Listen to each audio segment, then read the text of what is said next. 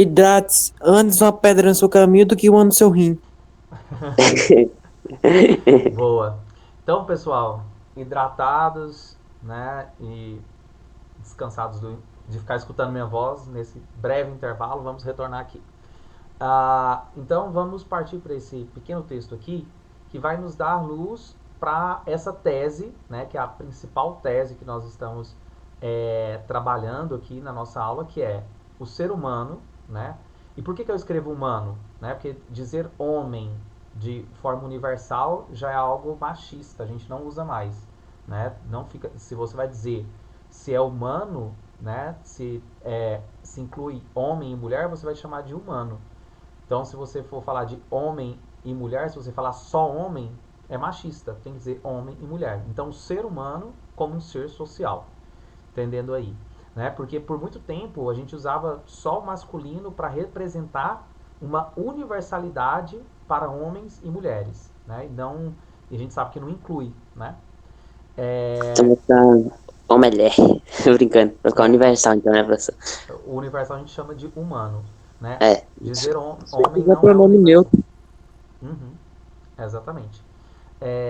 Isso é uma coisa muito nova, tá? Dos últimos 10 anos que a linguagem tem passado por essa revolução. Isso é muito bacana, né? Isso mostra, inclusive, do que nós estamos estudando, que a ética, né, ela muda, né? E a moral, em consequência, também muda. Se você pensa que dizer só homem não inclui mulheres, por que não dizer homens e mulheres, né? Professor, professor. Se vocês prestarem atenção, todas as vezes que eu vou chamar vocês, eu falo meninos e meninas, garotos e garotas, né? E isso já é uma mudança ética na linguagem.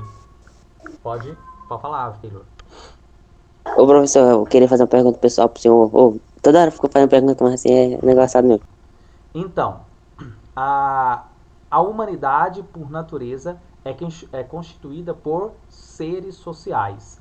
A gente consegue reproduzir aquilo que a sociedade nos passou, e já falamos sobre isso. Então, ao analisarmos nossa vida, encontramos inúmeros componentes sociais em uma abundância de variadas experiências do social. Primeiramente, nos defrontamos com o fato de que não estamos sós. Pelo contrário, estamos juntos de outras pessoas com as quais convivemos e interagimos. Se você está lá na sua cama, deitado com fone de ouvido, escutando a sua banda de rock favorita, e você acha que isso não é um ato social. Não, isso é um ato social. Você está deitado numa cama que não foi você que fez, em um colchão que não foi você que fabricou, ou seja, ele passou por um processo de socialização do trabalho. O fone de ouvido que você está usando não foi você que inventou, muito menos o celular, e tampouco a música que você está Caraca. tampouco a música que você está escutando foi você que escreveu. E é Ah, você que então, está cantando. então eu tô sendo social, porque eu tô deitado na minha cama vendo a aula, conversando, interagindo. Com certeza. Basicamente, basicamente nada é seu, originalmente. Eu acho que essa aí foi pra mim, viu, professor? Então, Essa vamos aí. pensar? Quase nunca, né? É isso que eu quero que vocês investigam aí, ó. O que, que realmente é individual? Ah, professor, eu estou lá na privada e estou defecando, né? Estou, Ah, estou fazendo isso é extremamente individual. Será? O papel higiênico que você usou foi você que fez ele do início aí ao você fim? quebra também, né? Você, o vaso sanitário que você está sentando foi você que criou, você que fez e você que instalou? Não. Então, tudo que nós fazemos é um ato social. Quando você está Educação, professor. Educação é individual, né, não? Ah, não, mas isso vai falar que não foi eu que criei educação. Aí também você quebra, né? até o vocabulário que você está usando, você imitou de alguém, né? Nós somos seres que imitamos os outros seres, né? Ah, A gente é um macaquinho imitador, então somos, como é que o senhor falou mesmo? É castrados? Não. Como é que o senhor falou? adestrados, É isso adestrados. mesmo, isso. Então, É todo difícil ser mundo se deve... original hoje em dia, hein, pessoal? Então, não sei, vamos pensar. Ah, Alguns talvez, desses, por isso que as meninas chamam nós de gatinhos, porque somos adestrados e somos animais. Eu tá. não- No caso elas que chamaram estão te iludindo. O Caraca, difícil, ô Taylor, o Mas difícil é chamar, né? como diz o filósofo Gustavo Lima, né, poeta Gustavo Lima, mente pra mim é o que eu gosto. Então é nessa ilusão. Mente que a gente mentiu que é gatinho, pede pra continuar mentindo. Que a ilusão também é boa. O difícil Brincadeira. é chamar, né, professor? Difícil, difícil é achar quem chama. Então, voltando aqui, gente. Alguns desses seres que nós interagimos, dessas pessoas que nós interagimos, que nós convivemos, né, são mais próximos, estão muito perto de nós, como por exemplo os nossos familiares. Então a gente vai interagir com vários grupos, mas alguns vão estar mais próximos, outros se acham mais distante, como todos os membros da nossa denominação religiosa, né? Você vai na igreja, eu encontro todos os dias com aquela pessoa, mas é diferente do encontro que você tem com o seu grupo, né? Você vai para a escola, né? Então, você convive, você partilha de outros grupos. Embora também convivamos com eles de certa maneira. Então, existe aí uma convivência mais próxima, que é principalmente as pessoas que vão nos influenciar a pensar no que é certo e o que é errado, né? Os valores, a gente chama de valores familiares. As demais pessoas com as quais convivemos não se apresentam como uma multidão amorfa, ou seja, sem forma, situada sobre um mesmo plano, mas sim formando vários grupos em diferentes planos e muitas vezes interferentes entre si. Como assim interferentes entre si? Um grupo interfere no outro. Inclusive, muitos grupos que se acham independente, né? Tipo, um grupo religioso que se acha independente, mas ele busca perseguir um outro grupo religioso que pensa diferente, né? Então, nesse exemplo, por mais que ele se julga independente, ele busca fazer interferência nos outros. Logo, são grupos sociais que vão fazer também inter-relações. Então, os grupos que nós convivemos podem ser grupos mais fechados ou outros grupos mais abertos, mas geralmente esses grupos têm interações. Por quê? Por exemplo, você faz parte da sua família e você vai para a escola. Então, nem todo mundo que você encontra na escola tem os mesmos princípios, os mesmos valores éticos do que você aprendeu na família. E nem você tem o mesmo do que os outros aprenderam. Então, naquela relação que a gente chama de socialização secundária, e eu vou falar sobre isso com vocês, nessa relação, um grupo convive com o outro. Há um encontro dos valores de um grupo com os valores do outro, nessa interferência, né? Então, como, por exemplo, a vizinhança, a cidade, a nação, né? O Brasil, a escola, o círculo cultural, a empresa, dentre outros. Então, nós somos, aí, enquanto humanidade, vários grupos que interagem entre eles. Antes de qualquer coisa, se combinássemos de realizar uma pesquisa sobre a história humana, qualquer que fosse a sua abrangência, o seu alcance delimitado, chegaríamos com certeza a uma conclusão. Qual a conclusão? Parafraseando o filósofo Aristóteles, o ser humano é naturalmente um animal político. Vamos lá, pessoal. Essa afirmação do Aristóteles, ela é fundamental para a gente conseguir desenvolver a nossa compreensão sobre ética. Entender que o ser humano é um animal político. O que é político? A palavra político vem de polis, que do grego significa cidade, estado, né? Polis. Então, a polis é as pequenas cidades-estado gregas, que elas viviam independentes entre elas, né? E aí cada uma tinha sua norma, sua regra. E o Aristóteles ele pôs a investigar, num livro dele chamado A Política, como que cada uma se organizava. E aí o Aristóteles foi o cara, foi o filósofo que batizou a palavra política de política. O que é a política? Política é a arte de fazer cidade, é a arte de organizar grupos. Então, e aí quando ele diz que o homem, o ser humano, né, o homem e a mulher, são animais políticos, ele está querendo dizer que se a gente é retirado da polis, a gente não aprende a ser humano. E aí tem várias pesquisas sobre isso, vários exemplos. Por exemplo, tem um menino chamado Victor de Averon, que é uma criança que foi encontrada no século XIX, que ela perdeu dos pais com 5 anos e cresceu na selva, acho que 6, 7 anos. 6, 7 anos eu acho que ela se perdeu. E depois ela é encontrada anos depois e ela estava se comportando como os animais, né? Como os lobos que ela conviveu, enfim. Ou seja, o ser humano, ele imita os Ô, outros seres professor, humanos. Só um instante. Então, professor, para imitar, eu preciso ter um espelho. Eu preciso ter outros seres humanos. Então, nós aprendemos a ser gente porque a gente convive com gente. Pode falar. é tipo aquele filme lá, Mowgli, o Menino Lobo. Sim, aquele filme ele é uma inspiração na história do Victor de Aveyron. E é claro, né? No filme da Disney é totalmente diferente. A poesia da coisa, né? O romance. Mas na ideia da vida real é isso. Olha só. Então, o que eu tô falando pra vocês? Nós imitamos.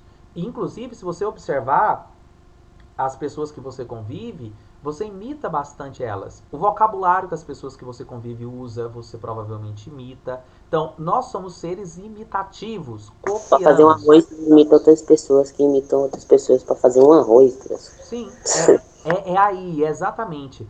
É por isso que nós somos um animal político. Nós precisamos da polis para conferir a nós a identidade de humanos. Nós só somos humanos, inclusive quem não se comporta conforme a lei da polis, ou seja, conforme a moral, é considerado um selvagem. E eu falei isso para vocês hoje.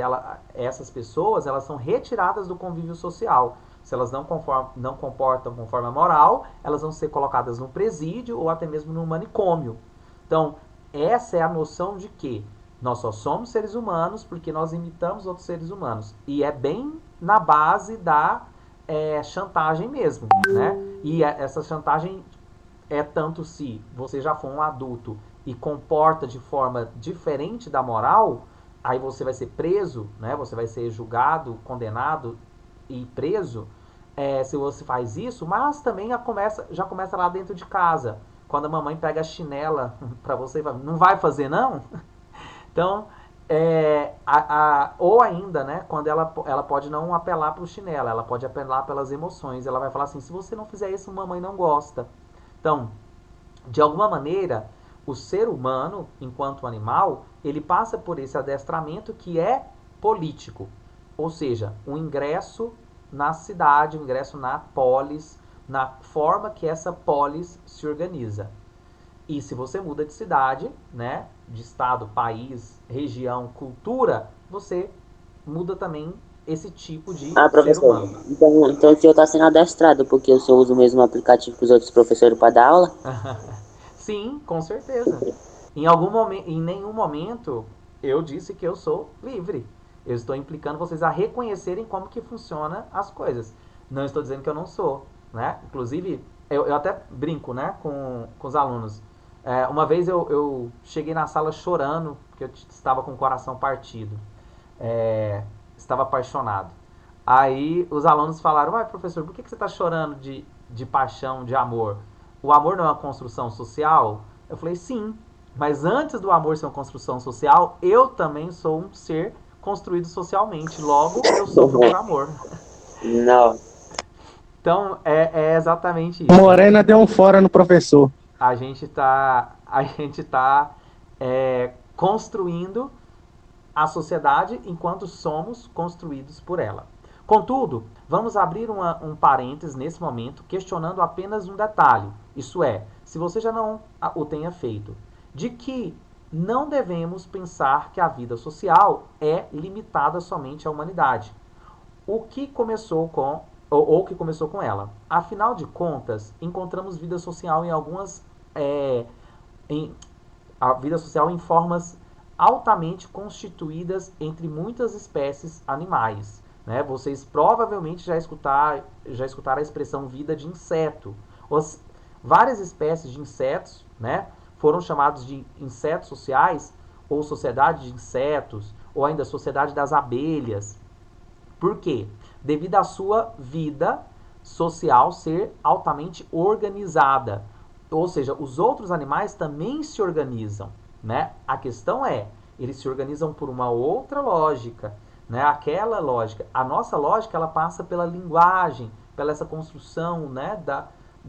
Das ideias. Mas os animais também constroem uma vida social organizada que constatamos, que os comportamentos de tais animais apresentam certas padronizações parecidas com algumas uniformidades verificadas entre os seres humanos. Ou seja, a gente tem um padrão aí de roupa, um padrão de linguagem, um padrão de funcionamento que também pode ser encontrado nos animais. Então, nosso comportamento tem um padrão que nem sempre ele é social, né? Pode ser um comportamento selvagem. Lembrando que padrões de comportamento são formas regulares de ações associadas a determinada situação. Então, o que é isso? O que é o padrão de funcionamento? Você reagiu assim a essa situação. O outro vai reagir parecido com você a essa mesma situação. Ou seja, por que vocês reagiram parecidos? Tem um padrão entre o seu funcionamento e o do outro? Né? Entre outros seres humanos? E por quê? Por que vocês dois agiram parecidos? Vocês pensam iguais sobre esse assunto? É sobre o pensamento? Ou é sobre esse comportamento aí, esse hábito? Nós vamos falar de hábito agorinha. Temos, em relação a esses aspectos, exemplos notáveis que você já deve algum dia ter visto ou acompanhado pacientemente num daqueles dias chuvosos ou que estavam sem fazer nada, sem nenhuma preocupação, naquele instante de reflexão, né, sem fazer nada, das formigas, das abelhas, das vespas, que vivem em comunidades com um sistema de castas. Então, as comunidades das abelhas, existe lá uma hierarquia entre elas, né, de superior, inferior, assim como existem organizações sociais que fazem isso. Por exemplo, o sistema de castas indianas. Né, não deixa de ler, depois tem no material, que é esse texto, onde que eu estou tirando essa parte aqui, não deixa de ler lá sobre as castas indianas, vai estar numa coluna do lado. Então, que seriam lá nas castas indianas? Eu tenho um amigo pessoal, né, um grande amigo meu, que ele é indiano. Ele está no Brasil só tem 4 anos. E ele me conta as histórias da Índia, das castas, e eu fico assim, gente, é muito diferente. É muito diferente da nossa forma de organizar. Tem assuntos, para vocês terem ideias de como que é lá, que tem assuntos que são tão proibidos de que as mulheres falam sobre o assunto, por exemplo, de que elas não conseguem pensar sobre o assunto. Por quê? É tão proibido que nem pensa sobre o assunto. A divisão de castas lá, por exemplo, algo que acontece na casta desse amigo meu que é indiano, é assim: a partir do momento que a mulher casa, ela nunca mais fala com a família. Raríssimas vezes ela vai ter notícia da família, porque ela passa a ingressar a família do seu esposo. E ela nem sente tristeza por isso. Eu também morar num lugar desse. Por que ela não sente tristeza por isso? Porque ela já cresce a vida inteira sabendo que, ao casar, ela vai perder o vínculo com a família. Isso é muito diferente da nossa cultura, né? A nossa cultura é muito mais afetiva, muito mais próxima e não tem essa divisão ou proibição. Então, as castas indianas, e cada casta lá na Índia tem sua própria moral, né? Tem sua própria forma de organizar. Então, existem formas diferentes dessas organizações, como nós estamos falando aí, né? De consciência do grupo e como que esse grupo faz essa divisão. Então, o fato de ser o indivíduo, na maior parte das suas atitudes, um produto social, então isso que eu falei para vocês, de tudo que você vai fazer e acha que você está sendo individual, e mesmo assim você é um produto social, né? O que é o produto? É aquilo que foi criado, né? Então, o fato de o indivíduo ter sido criado como um produto social, né? Como um produto do meio, um produto do grupo, e de ser o fato de ser o indivíduo, na maior parte das suas atitudes, um produto social, e de ser possível, portanto, explicar muitos aspectos do seu comportamento pela simples referência ao processo de socialização, ou seja, se eu vejo você agindo e eu olho o processo que te formou, eu entendo por que você agiu daquele jeito, por que você falou daquele jeito, por que você reagiu assim, não significa que o indivíduo, que a pessoa será apenas isso. Apenas um instrumento passivo da sociedade. Sim, Por quê? professor.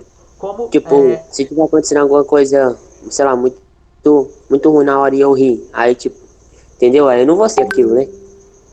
você não vai ser o quê? Aqui, tipo, se tiver acontecendo alguma coisa, uma hora séria, eu não posso rir. Aí eu vou lá e rir. Aí a pessoa vai achar que eu sou aquilo, mas eu não sou, né? Você é aquilo que? Ué, aquilo lá que ela pensou de mim, ué. Sabe por que eu ri naquela hora? Ah, tá. Não, não, talvez você riu porque você ainda não conseguiu entender que seria inconveniente você rir. Ou você já Ah, entendeu e escolheu ser inconveniente. Talvez você foi escolheu ser inconveniente e irônico, né, professor, na verdade. Também. é, pode ser, né? E aí Ou é também, aquela questão, vai ter que são análises que precisaria de falar da intenção. E a gente não consegue enxergar a intenção das pessoas, né? Você pode deduzir ou ela pode até te dizer qual foi a intenção dela, mas a gente não consegue enxergar. Por isso que o direito, que é moral, né? A moral, ela não trata de avaliar a intenção, né? Ela vai avaliar a ação.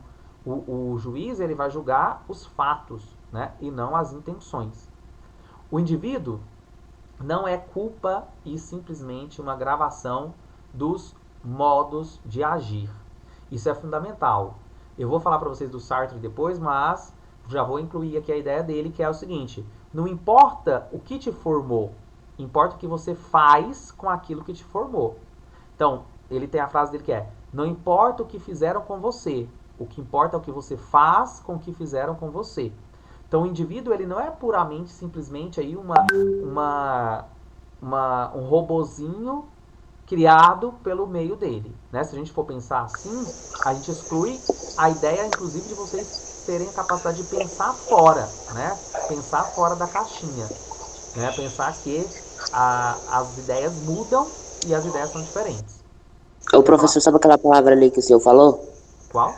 Aquela que o senhor falou assim, o juiz olha o fato e não as intenções, não foi isso que o senhor falou? Sim, Essa, ele julga fatos, né? tipo, Concretos. essa frase aí dá pra usar, tipo, sei lá, no futebol, porque, tipo, quando um cara tem uma intenção, sei lá, de só pegar a bola e sem querer ele machucou o outro, tipo, o juiz vai encarar os fatos, tipo, que ele machucou o cara e que não ele tava Exatamente. com a intenção de roubar a bola. Isso pode ser usado, não pode ser? Em outras Ex- situações também, né, professor? exatamente. Sim, sim. Pode, não pode? Com certeza. Até Ah, porque é um cálculo muito difícil, né? Você saber se o que o outro está dizendo que foi intenção ou não é verdadeiro. Por isso que a moral, a norma, a lei, ela não vai trabalhar com o abstrato, ela vai trabalhar com o concreto, né? Então, e é entender exatamente isso. Olha só, que o indivíduo não é pura e simplesmente uma gravação dos modelos de agir. Né? Não é só isso.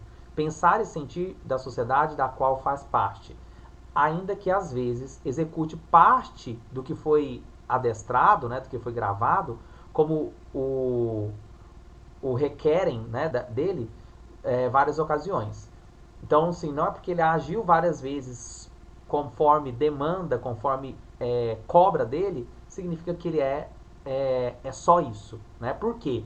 Ele deve ser visto como um ser ativo que se comporta, que se comportará provavelmente de maneiras mais ou menos padronizadas.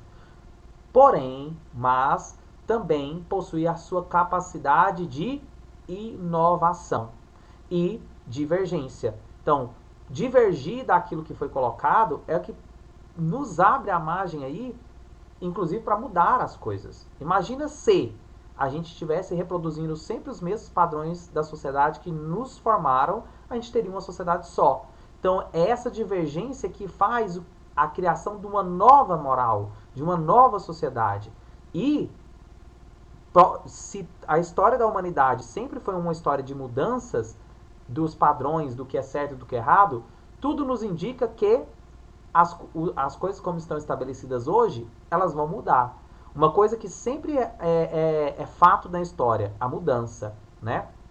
Alguns grupos mudam menos do que os outros ou em espaços de tempos diferentes. mas as mudanças elas sempre ocorrem. Então, e essa capacidade de inovação e divergência e pode, por meio de suas ações, influenciar significativamente e modificar a natureza da sua cultura e da sua sociedade, né? Por exemplo, fazer piadas racistas é engraçado? Era engraçado no século passado, que aquele contexto era outro. Hoje, fazer uma piada racista não tem graça nenhuma, muito pelo contrário, é crime, né? E é sobre isso que a gente entende que a influência de cidadão, do cidadão e de grupos sociais, né, que é outra coisa que a gente acha que foi uma pessoa que mudou a história. Não. Geralmente o que muda a história é o movimento social, é um grupo todo. Então, o movimento de grupos sociais formado por indivíduos que divergiram, né, que questionaram a moral que estava posta, é o que possibilitou a inovação de uma sociedade nova, de uma nova sociedade que a gente espera que seja mais igualitária, justa e fraterna. Até porque qualquer pessoa em sua vida, do começo ao fim, encontra-se com outros seres humanos e necessariamente sem exceção. A presença do próximo em nossa própria vida não é acidental. Pelo contrário, como já mostramos, como já discutimos, trata-se de um fato universal e necessário. Né? A gente está como aquela frase lá, o ser humano é um animal político, né? É o animal que foi introduzido na polis e, portanto, reproduz essa polis de maneira parcial ou de maneira total, né? Haja vista que a experiência no transcurso de uma vida demonstra que cada um de nós participa e pertence a múltiplos e variados grupos sociais. Então, somos formados por vários grupos. Eu vou chamar aqui de traços, e agora eu vou explicar o que seriam isso. Traços sociais. Você vai pegando o traço de um grupo com o traço de outro. Você pegou o traço daquele grupo de pagode que você gosta de escutar. Você pegou aquele traço no seu jeito de vestir, você se identificou com aquele traço e agora você reproduz. Então, a gente, como tem várias referências de vários grupos, a gente começa a identificar-se com os traços e reproduzir eles, de forma parcial ou de forma total. Isso pode ser facilmente observado, pois vivemos no seio da nossa família, grupo familiar. Alguns de nós estudamos, então, eu acho que todos aqui estudamos, até porque estamos estudando, né? Então, a gente faz parte também de grupo escolar e outros trabalham, então fazem parte de grupos profissionais, com os demais membros com os quais mantemos uma série de relações de variados tipos, tais como sentimentos de solidariedade, traços emocionais, homogeneidade de formas de vida, né? Ou seja, o que é homogeneidade? Uma única forma de fazer a vida, autoridade, né? Então, quer exercemos como o pai e a mãe sobre os filhos, ou estando ela submetida como os filhos em face dos pais, né? Então, essa relação de poder, que não é por acaso, porque depois isso, lá nos laços, né, laços econômicos, profissionais, você também vai ter aí essa questão da submissão, né? A construção, por exemplo, de uma hierarquia na escola, e depois você vai ter, na escola você tem o professor, e lá no serviço você vai ter um supervisor, que vai estar te avaliando. Então, essa construção de autoridades, né? Laços econômicos também, quer de responsabilidade, quer de dependência, atividades educativas e etc. Nos achamos também vivendo num determinado grupo local, bairro ou cidade, que compreende um conjunto de várias relações com nossos vizinhos. Então, aí quem mora em prédio também, né, tem essa relação inevitável às vezes, né, de encontrar com outro no elevador, de encontrar com outro no mercado. Então, são essas, o processo de socialização nos coloca em contato com os outros grupos. Vamos agora falar de socialização primária e socialização secundária. Vocês lembram de ter estudado isso em aula de sociologia na escola? Me conta aí. Alguém já estudou socialização primária e socialização secundária? Eu não vou lembrar. Eu não. Não estão lembrados? Alguém lembra de ter Não. estudado isso? Não, Pessoal, até aqui, tá acompanhando o raciocínio? Como é que tá? Tão bacana? Tá entendendo? Tranquilo? Sim, tranquilo. tranquilo, tranquilo. Vou aplicar uma prova então, vamos ver se tá tô brincando.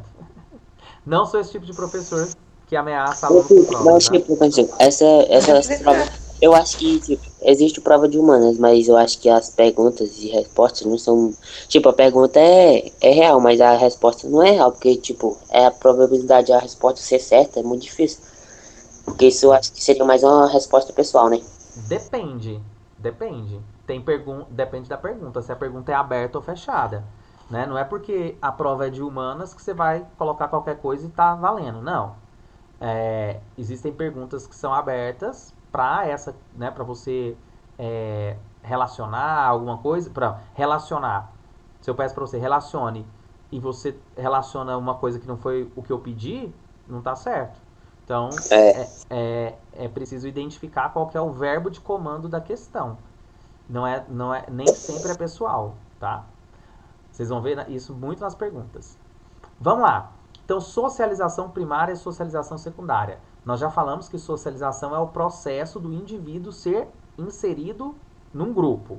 Então, o principal agente, ou seja, o, o ponto de identificação responsável por esse processo de particular importância na modelagem da personalidade e na transmissão das exigências e das expectativas culturais é geralmente a família ou o grupo de parentesco, também caracterizado nesse momento de socialização primária. Primário vem de primum, do latim primeiro, né? Então, primum, que o primeiro é o primeiro contato que você tem com o grupo. Então, a sua socialização primária, ela é muito marcante.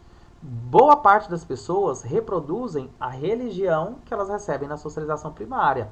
Boa parte das pessoas, se não todas, vão reproduzir o idioma que elas aprenderam na socialização primária. Não sei que você mude de país, mude de família, né, para isso. Mas é dali, é do berço, chamamos assim, né, do berço familiar, do núcleo familiar, que das pessoas que cuidaram primeiro de você, né, as pessoas que cuidaram primeiro do bebezinho e fez esse bebezinho gente, é dessas pessoas que vão vir os primeiros princípios. Por isso nós chamamos de socialização primária.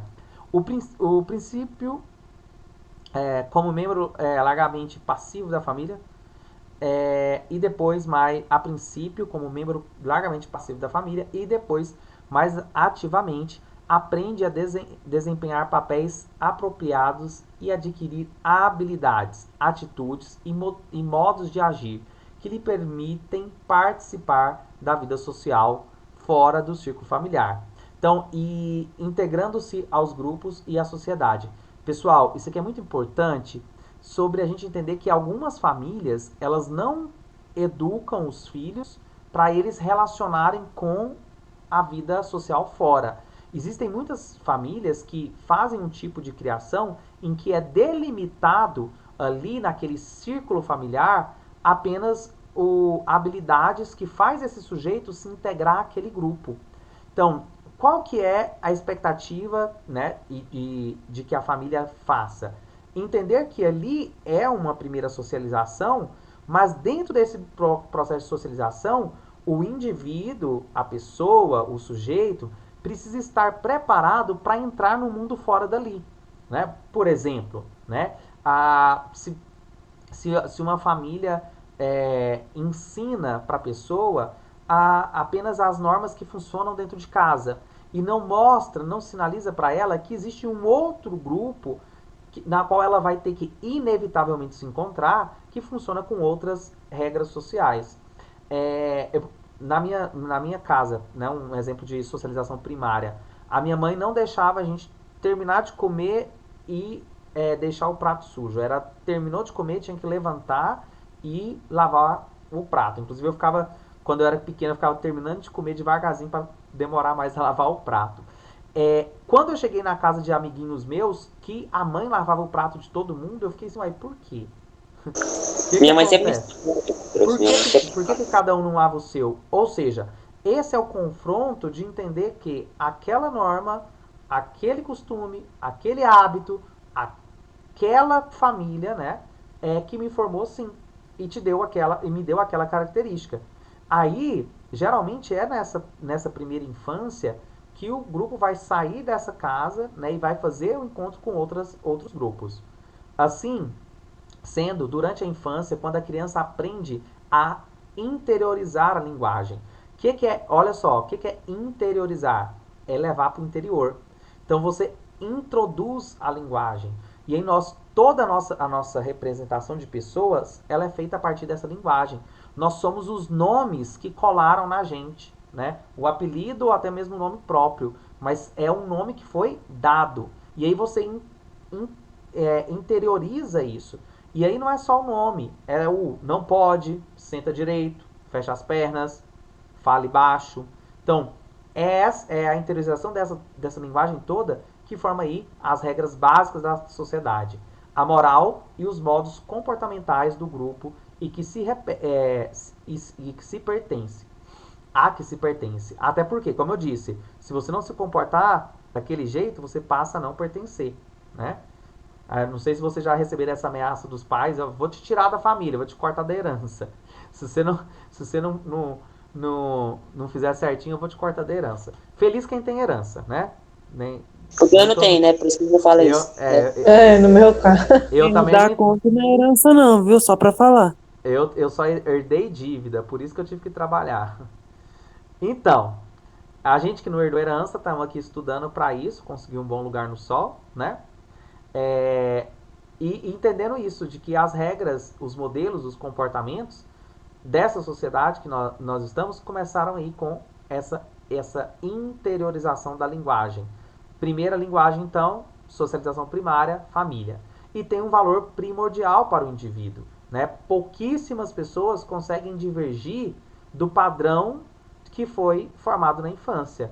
Né? Tem que deitar muito no divã e muito para terapia para conseguir mudar o que foi estabelecido de padrão de funcionamento do indivíduo na família, na primeira infância, na segunda infância e na terceira infância, como analisa o Freud, pai da psicanálise.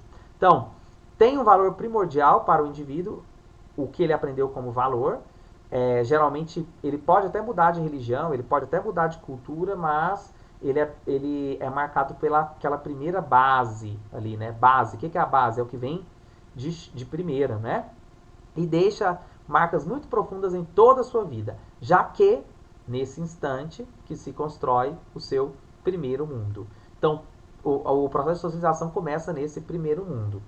E o outro mundo, né, essa socialização secundária, que a gente chama, vai ser quando há essa saída. Então, além dessas influências propositalmente exercidas sobre ela, a pessoa em formação está, todavia, exposta a outras, tanto mais numerosas quanto maior for o número de contatos diretos e indiretos em que se envolver, é que denominamos socialização secundária. E aí é o que eu falei, quando há uma socialização secundária, há um conflito aí entre o que era praticado no primeiro grupo com o que é praticado no segundo grupo. Por isso que a escola, ela é o lugar da divergência, né? É na escola que geralmente os indivíduos vão dar conta de que nem tudo é conforme era lá em casa, né? Que existe a casa do outro, que existe o outro, que existe um outro que é diferente, que pensa diferente, que se veste diferente e que tem uma socialização primária diferente da minha. Então, é nesse momento de socialização secundária. O que vê e o que ouve nas casas vizinhas, na rua, no convívio com os companheiros, pelo rádio, pela televisão e pelas leituras. Tudo isso, né, tudo que foge ao seio familiar, isso vai elaborar para a sua socialização, ampliando o seu corpo de conhecimentos e sentimentos que adquire, aprendendo então a apreciar certas coisas e detestar amar, desprezar e etc. Né? Então a gente vai aprendendo, até mesmo aí, né, nessas socializações, o ódio. Ou o amor também. Você passa a gostar daquela banda de música para se identificar com aquele grupo na escola e fazer parte da. Você quer ser aceito ou aceita, você vai procurar então aí que isso é inclusive selvagem, animal, você vai querer proteção, você vai querer amigos. Então na procura de amigos, o que você faz? Vai identificando aí com, com desprezo ou com amor, né? Todo mundo na sala persegue aquele coleguinha ali, faz piadinha com ele, brinca com ele. Então você, para fazer parte do outro grupo, começa a igualmente reproduzir essas brincadeiras. Então, o ódio ou o amor é sempre uma tentativa dos indivíduos fazerem laços sociais. Assim, todos esses aspectos da nossa existência constituem experiência ou testemunho dos processos de socialização. Professor, Peraí, só terminar de ler aqui. Como ok. componente, como fator, como condição e como marco ou contorno da nossa vida. Olha só, pessoal. Componente, aquilo que compõe. Fator, né, aquilo que está de marcação, aquilo que registrou. Como condição, você foi condicionado, você foi colocado nesse meio. Ou como marco ou contorno da vida. Né? Então, isso te formou. Pode falar, Taylor. É tipo, o senhor concorda comigo que esse negócio aí de chamar, sei lá, de São Paulino e de gay e tal, que são bambos, foi meio que pra se socializar com os outros, porque, sei lá, isso aí não tem nada a ver, né? Tipo, ser gay e o São Paulo. As pessoas vão mesmo por causa do jeito, né? Por causa que a sociedade implantou lá no São Paulo, não sei como, as pessoas plantaram, dizendo que Sim. que o São Paulo era gay, né? Aí as pessoas vão Mas junto, né? isso. Eu lamento que você ainda tenha passado por algum grupo que te ensinou essa barbárie. Eu lamento que você ainda faz parte de um mundo tão atrasado. Porque, primeiro que, o atraso começa de que gay não é xingamento. Né? Gay é uma condição de identidade. E aí, se você chama o outro de gay, significa que você é muito você recebeu, né, uma socialização de formação de traços muito primitivo, atrasado, retrógrado. Por quê? Nós já vivemos numa sociedade que nós entendemos legalmente, né, isso a lei nos mostra, inclusive é crime equivalente a racismo você ficar chamando o outro de gay. Né? Por que você está chamando o outro de gay? Porque não é xingamento. Se você está chamando ele de gay, é porque você está tentando ofender ele com uma questão que é condição dele. Então, e outra, aí vem outra barbárie aí. Associar isso a um time de futebol. Ah, os São Paulinos são viados. Isso é de um atraso tão grande, Taylor, que me passa assim.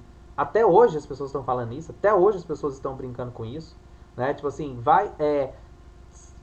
aprende a fazer piadas, aprende a fazer o outro rir, sem ter que negativar, perseguir nenhum grupo, nenhuma outra pessoa. É saber fazer piada saudável, né? Tem um documentário chamado O Riso dos Outros no YouTube, que fala sobre isso, né? O que te causa riso? Por que você ri dessa condição do outro? Por que fazer piada com alguém de condição de uma deficiência física te faz rir?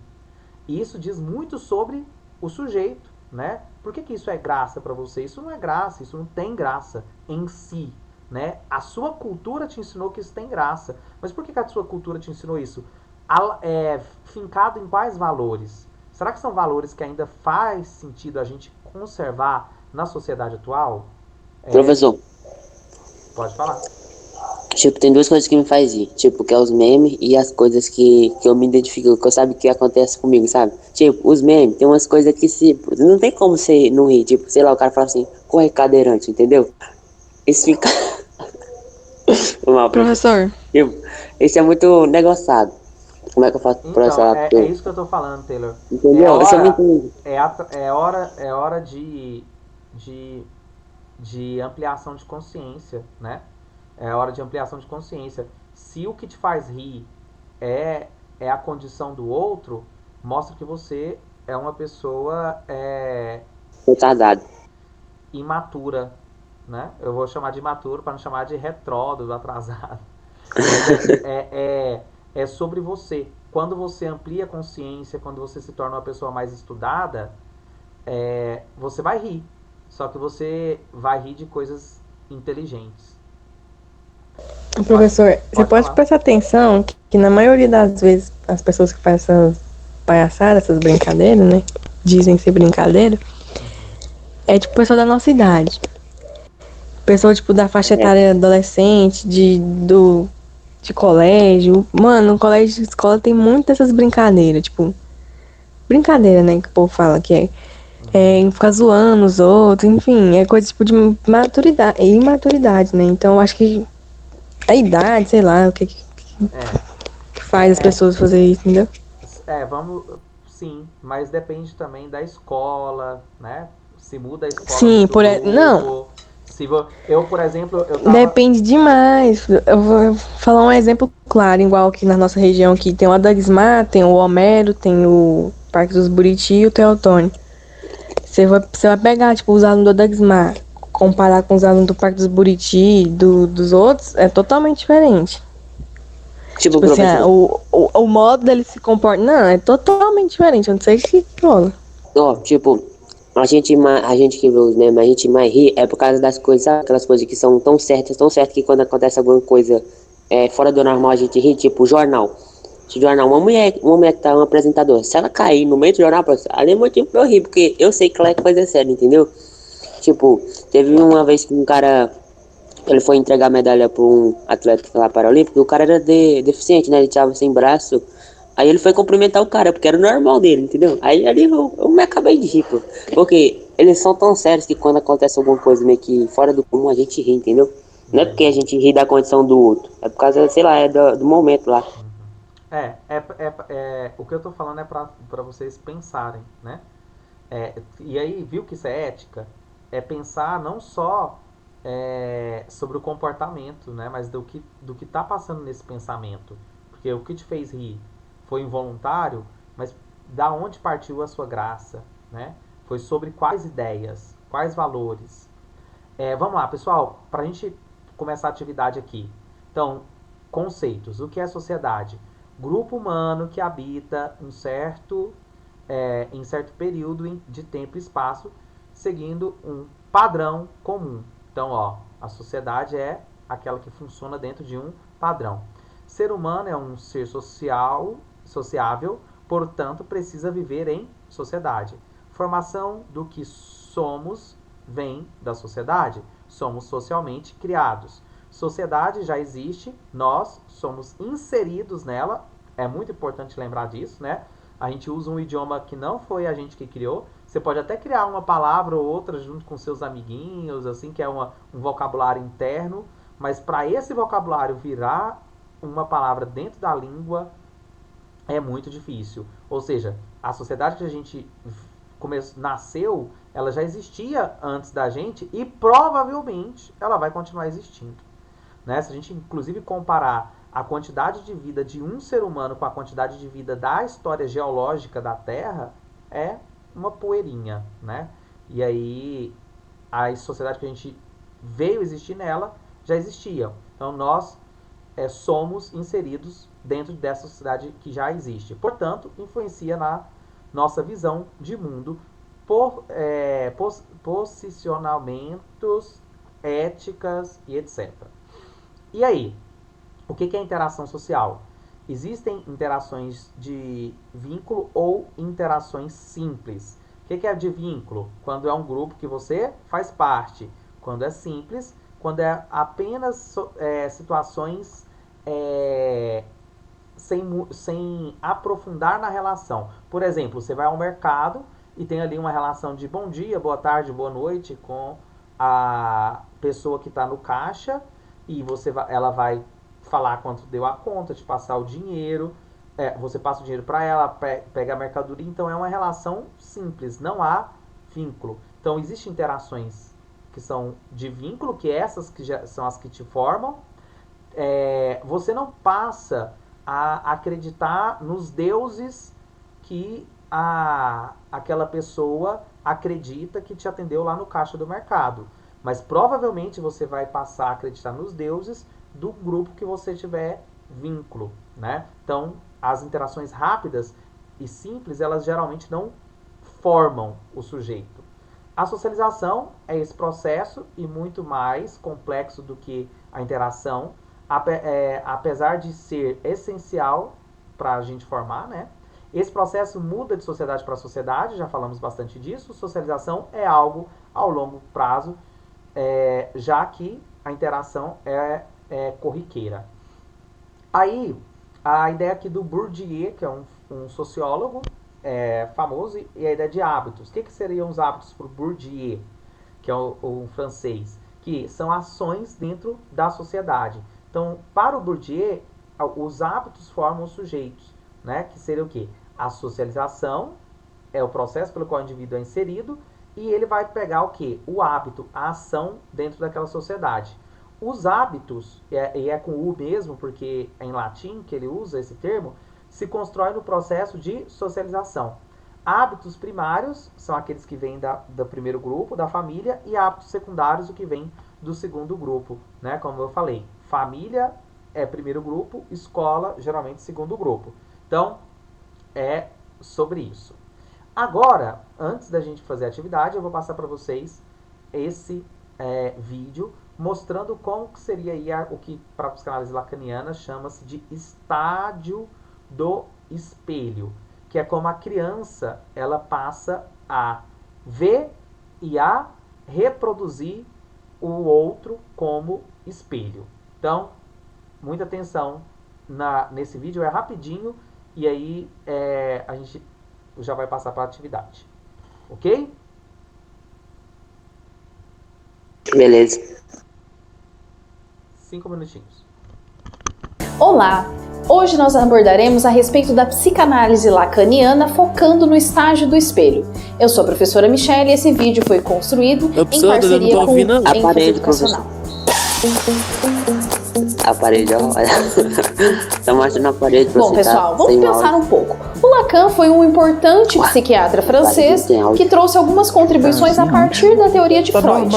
Hoje nós vamos focar numa das grandes contribuições que ele trouxe, que é a questão do estágio do espelho. Então tá normal, né? A O parede estágio do espelho foi o texto fundador da psicanálise lacaniana, foi o que deu introdução aos conceitos do Lacan. Não vai E ele saudade tenta de trazer filme um de pouco terror, na explicação desse estágio a questão Ai, de tá que bom. as tentativas de Filme, né, interpretação que o bebê tem Oi? quando ele aparece ao mundo, das imagens que surgem ao seu redor. Ou seja, a criança acabou de nascer, tem muitas imagens, muitas coisas acontecendo ao seu redor e ela tenta dar explicações a isso. Para dar explicações a isso, ele criou esse estágio do espelho. Então nós temos o seguinte, que a criança começa a construir o seu eu no mundo a partir do outro. E é isso que ele tenta explicar nesse estágio. Vamos pensar um pouco sobre os períodos que a criança passa frente ao espelho. No primeiro momento de nascimento de uma criança pequena, a gente tem um período de indiferenciação, que é o que a gente chama de narcisismo primário. A criança não se reconhece no espelho. Se eu colocar um espelho frente a um bebê que acabou de nascer, para ela ele é indiferente. Ele vai ser apenas mais uma imagem, uma representação pictográfica em meio a tudo aquilo que ele está vendo de novo. Num segundo momento, ele começa a descobrir esse espelho e percebe que há algo mais ali, que existe um outro ali, que não necessariamente seja ele, porque ele ainda não se identifica, não se reconhece nesse espelho. Mas ele começa a perceber que existem outras pessoas em cena. Existem outras pessoas além dele, que até então era só ele neste mundo. E a mãe fazia parte. É porque o compartilhamento de tela tá com áudio mutado. Então, Mas porque falar mal do Bolsonaro é muito bom. o vídeo... O professor parece que votou nele, hein? Pessoal, vamos lá. O vídeo que vocês... não deu para vocês ouvirem aí, eu vou falar, eu já tinha até montado o esquema aqui, que seria a principal ideia. O que é a ideia do Lacan, chamado aí estágio do espelho, que é da psicanálise? Primeiro, a criança se faz a partir do outro, da linguagem que ela vai ter do outro. Inclusive, esse dia eu cheguei na casa da minha mãe, eu tenho uma sobrinha pequena, e minha mãe falou assim, eu não entendo por que essa menina é tão nervosa. Eu falei, uai, é isso, né? A criança ela é muito espelho do que ela é vista. Então, como você fala, então não é só, você pode ver que crianças que convivem com adultos que falam alto, vão ser crianças que falam alto. Se são crianças que convivem com adultos que falam baixo, elas vão reproduzir isso. É a imitação do ser animal. Isso, então, inclusive, nem é tão social, isso é animal. Né? A gente vai reproduzir o que a gente tem de espelho. Então, a gente se faz a partir do outro e em relação ao outro, com um relacionamento com o outro. Que pode ser, como eu disse, para reafirmar o que eu estou vendo no meu grupo, mas também pode ser para negar. Né? Eu posso olhar e falar assim, nossa, eu não quero ser igual à minha família. Todo mundo fala alto, eu acho isso estranho. Acho que tem que falar sempre uma voz mais audível do que ficar gritando com as pessoas. Então você pode fazer ainda mudando, olhando como é feito, você ainda pode fazer em relação ao outro. Então, aí, o Lacan, ele estuda a mente, né, o inconsciente das pessoas e como que esse inconsciente é formado, ele vai analisar que existe uma primeira fase, que é chamada de narcisismo primário, que a criança, ela acredita que ela e o mundo é uma coisa só. A criança, principalmente o bebê, ele não se separa ele do outro. Até mesmo a criança, quando começa a crescer e começa a aprender a falar, já viram as crianças que falam delas como se fosse uma outra pessoa, né? O fulano, né? É que o fulano, e é ele mesmo, né? Porque ele é já um segundo momento, em que ele passa a reconhecer que tem um outro no espelho, mas ele não vê que é ele mesmo. Então, vê um outro, mas não reconhece que ele é o outro. Então, começa a se ver, reconhece que existe um outro, mas não vê que ele é diferente das pessoas. E o terceiro momento, que é a saída do espelho, né, é reconhecer no espelho, que é se reconhecer no espelho. Então, é ver que existe um outro ali. Existem alguns animais que não se reconhecem no espelho. Existem outros animais que se reconhecem, né? Principalmente alguns cães. E como que você vai saber se o seu animal reconhece no espelho? Você, por exemplo, pinta a cabecinha dele, sei lá, passa uma tinta vermelha ali, e aí você vai ver se ele vai limpar no espelho ou se ele vai limpar nele mesmo, né? Então é esse reconhecimento do espelho que faz todo sentido quando a gente entende que a linguagem que nos formou é a linguagem que nós reproduzimos. A mãe que entende as necessidades também forma aqui. O que é essa mãe que entende necessidade? No vídeo ela falou sobre isso, não deu para vocês verem, mas depois vai estar o link lá no grupo para vocês assistirem aquele vídeo. A mãe, sabe aquela mãe que adivinha? Nossa, a criança não precisa nem pedir para comer, que ela já sabe que ela está com fome. Isso começa nas necessidades básicas, mas quando a criança vai crescendo, tem mãe que continua nessa, né? Atende a criança antes dela pensar, ela já atendeu o desejo dela. Então esse efeito da tradução da mãe é o que aliena, né? O eu alienado ali ao que a mãe entende de necessidade para essa criança, para esse indivíduo. E aí, né, tipo assim, a mãe fala, ele tá com fome, tá com isso. E dentro dessas palavras, de receber a interpretação, tradução da mãe, que traduz os nossos desejos, as nossas necessidades, ela vai nos alienar a ser quem ela disse, né? Por isso que tem gente que se acha tanto, é porque acredita até hoje que ele é o príncipe da mamãe ou a princesa da mamãe. É os boizinhos. Desiludido. É perigoso, inclusive, né? Se a gente investiga alguns psicopatas, eles se acham realmente que são os centros do mundo porque foram convencidos pela linguagem que eles receberam em casa de que eles eram os centros do mundo, de que eles podiam tudo que eles queriam. Então, é perigoso as palavras que a gente recebe, né? E aí, e eu acho que vocês já deram conta disso, e tomara que já saíram desse estágio do espelho, né? Porque vocês já estão com mais de 15 anos. Espero que vocês já tenham dado conta que nem tudo é sobre você.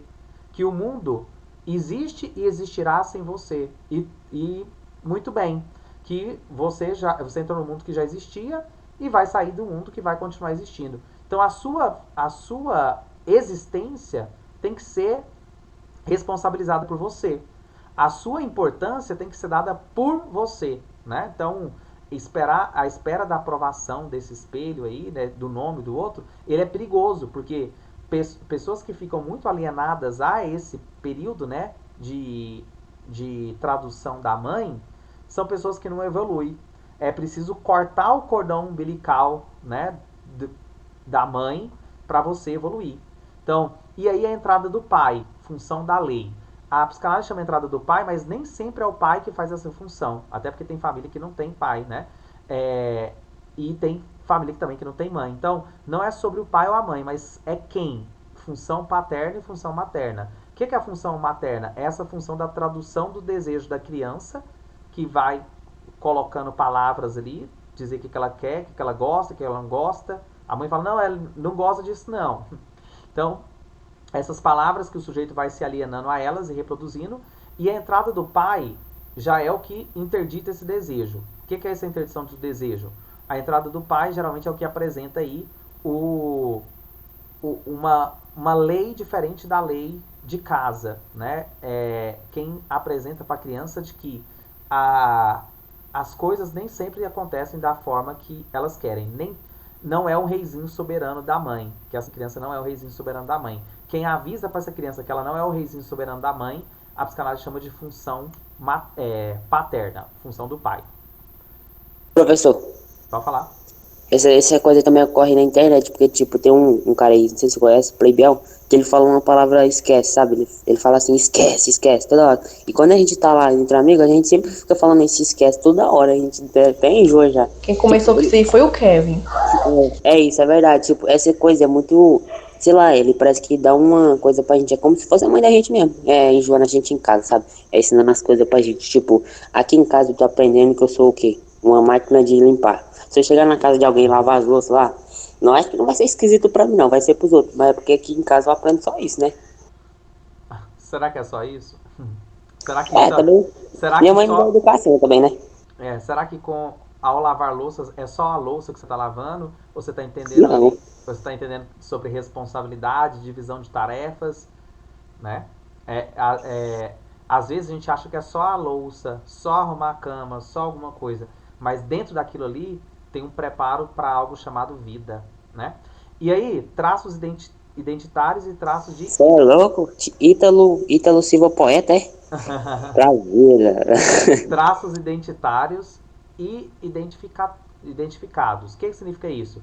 Você vai pegar traços, depois que você sai aqui do espelho, a criança começa a pegar traços do papai, da mamãe, dos priminhos, dos irmãos, dos tios, dos amiguinhos da escola, do amiguinho na igreja, da amiguinha na rua. Então a gente começa a identificar o que a gente acha interessante e depois que você acha interessante, eles te identificam. Por exemplo, eu pego o traço do meu amigo que gosta de Legião Urbana.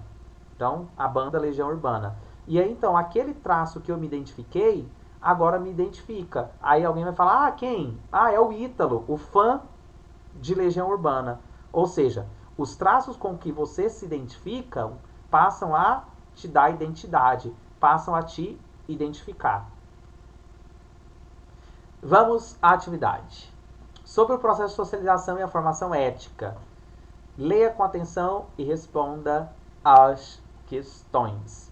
Então, vocês vão responder essas questões agora e eu vou dar a nota agora para vocês. Só são 5 questões e vocês vão responder nesse link. Eu vou mandar o link no